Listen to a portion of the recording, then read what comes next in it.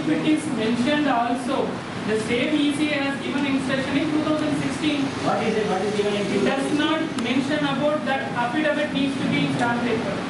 It does not contain affidavit will be on stamp paper. It does not contain that affidavit should not be on stamp paper. Now who has raised the objection? No. You please Who hear, has raised the please hear me. That order does not speak about the requirement of the stamp. That order is only regarding the non-filing of the affidavit. చిన్న problem అని చెప్పేసి other side వాళ్ళు objection చేశారు. Affidavit stamp paper మీద ఉండాలని చెప్పారు. మేము form number 26 మీద 100 రూపీస్ స్టాంప్ పేపర్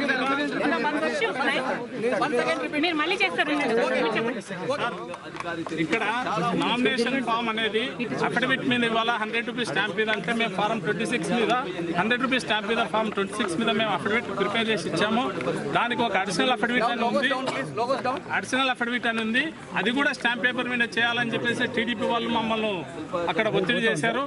అంటే అఫిడవిట్ కూడా స్టాంప్ పేపర్ మీద ఉండాలని చెప్పేసి సమ్ ఫ్లిమ్సీ గ్రౌండ్స్ తీసుకొని మా నామినేషన్ అబ్జెక్షన్ చేయడానికి ప్రయత్నం చేశారు. కానీ ఆర్ఓ గారు నిష్పక్షపాతంగా యాజ్ పర్ ది రూల్స్ ప్రకారము మా నామినేషన్ యాక్సెప్ట్ చేశారు. కాబట్టి ఇంతవరకు కూడా టీడీపీ వాళ్ళు అధికారుల ప్రభావాలతో వాళ్ళంతా కూడా మా నామినేషన్ రిజెక్ట్ చేయడానికి ప్రయత్నం చేశారు. కానీ ఆర్ఓ గారు నిష్పక్షపాతంగా వ్యవహరించి మా నామినేషన్ యాక్సెప్ట్ చేశాడు.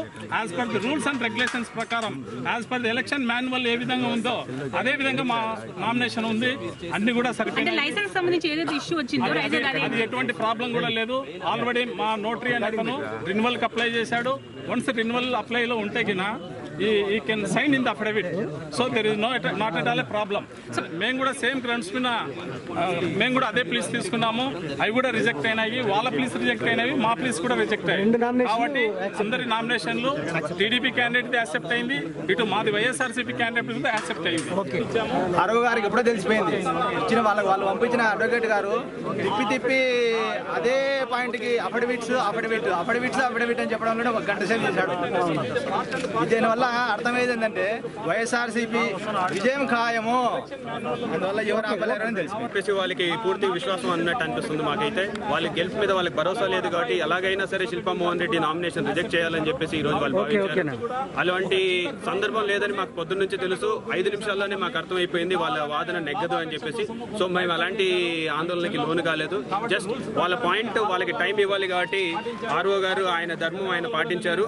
ఇంకొక విచిత్రం ఏంటంటే తెలుగుదేశం ప్రభుత్వం వాళ్ళు ఈ రోజు ఆర్టీఐ కింద ఒక అప్లికేషన్ వేసి జస్ట్ ఒక గంటలో సిగ్నేచర్ తో పాటు తీసుకొచ్చారు. అదేం విచిత్రం మాకైతే అర్థం కాలేదు. జనరల్ గా ఆర్టీఐలో అప్లికేషన్ వేస్తే వాళ్ళు ఓన్లీ ఆ ఫామ్లు ఇస్తారు. వీళ్ళకైతే ఆన్సర్ తో సహా రాసి ఇచ్చాడు. మరి ఎవరు రాసి ఇచ్చారో మాకైతే తెలియదు. మీరు దాని మీద కూడా తెలుగుదేశం వాళ్ళని అడగాల్సిందే ఉందని చెప్పేసి ఈ సందర్భంగా తెలియదు. వైఎస్ఆర్ పార్టీ విజయం క్లియర్ అయిపోయింది. గెలుపొందుతున్నాం అనేది అర్థమైపోయింది. క్లియర్ ప్రజలంతా ఎదురు చూస్తా ఉన్నారు.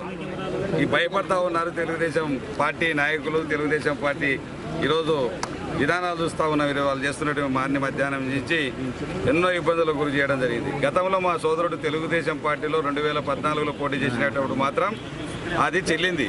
ఈరోజు చెల్లడం లేదంటే అర్థం చేసుకోవాలా.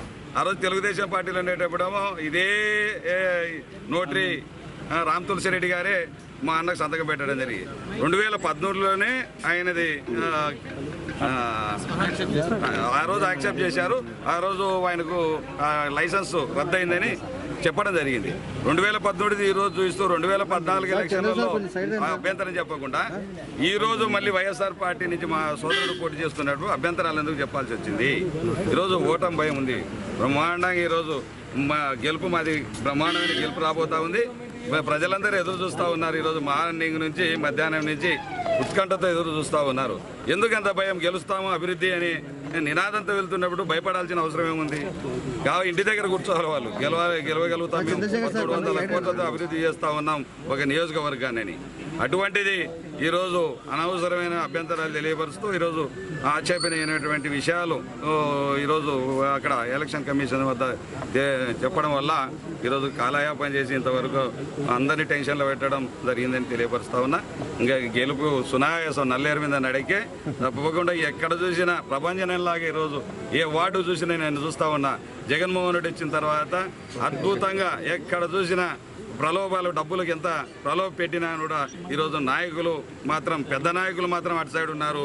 మా సైడు పేదలైనటువంటి పేదలు మా సైడ్ ఉన్నారు, మాకు భయమే లేదు, మాకు ఓటేసే వాళ్ళంతా మా సైడ్ ఉన్నారు, బాగా పెద్ద పెద్ద సంతులు తీసుకునే వాళ్ళు వాళ్ళ సైడ్ ఉన్నారు. 20,000 కంటే మెజార్టీలు గెలిపిస్తేనే మనం అని చెప్పి మా వాళ్ళకు నేను చెప్పుకుంటే దాన్ని తీసుకుపోయి మా ఇంటి దగ్గర ధర్నాలు 300 రూపాయలు ఇచ్చి శిల్పామోహన్ రెడ్డి ఇంటి దగ్గరికి వెళ్ళి ధర్నా అని మాట చెప్పకుండా మనం వెళ్ళాలంటే పాపం మా అన్న ఇంటికి అడుగు రమ్మంటున్నారు, ఎందుకు రమ్మన్నారు అని చెప్పి అందరూ అక్కడికి వెళ్ళడం జరిగింది. తర్వాత అన్న మాకు తెలియదు ధర్నా అని మేము వెళ్ళిపోతున్నాం అని చెప్పి వెళ్ళిపోవడం కూడా జరిగింది.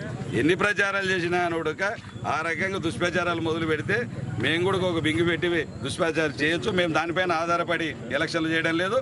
మాకు కూడా మీరు ఎందుకు ప్రతి ఎలక్షన్ వచ్చినప్పుడు మతికొస్తాయి ఇవే అన్ని కొత్త తిప్పినైతే తిప్పి ఆ డబ్బాలు తిప్పి పెడతారు.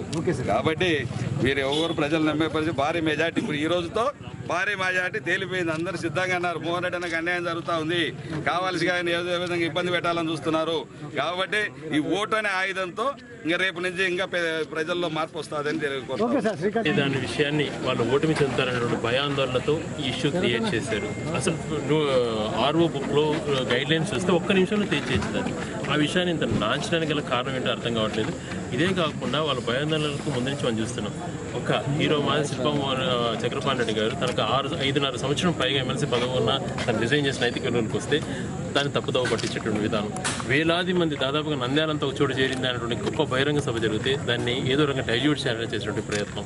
ఇవన్నీ చూసినప్పుడు వాళ్ళకు ఏ రకమైనటువంటి ఓటమి చెందుతామన్నటువంటి భయాందోళన వాళ్ళు ఎలాగా ఉందన్నది మనకు అర్థమవుతుంది. అదే రకంగా వాళ్ళు ఎంత దుర్మార్గాన్ని కొడిగొడుతున్నారంటే శిల్పామోహన్ రెడ్డి గారు అంటే ప్రజలంతా కూడా పేరు చూసి ఓటేస్తారేమో అని చెప్పి అదే పేరున్నటువంటి అభ్యర్థుల్ని కొంతమంది వాళ్ళు చేసినటువంటి కుట్ర చూస్తే నిజంగా వాళ్ళు ఎందుకు ఇంత భయపడుతున్నారు, ప్రజామోదం పొందడానికి ఎందుకు ఇంత భయపడుతున్నారు అర్థమవుతుంది.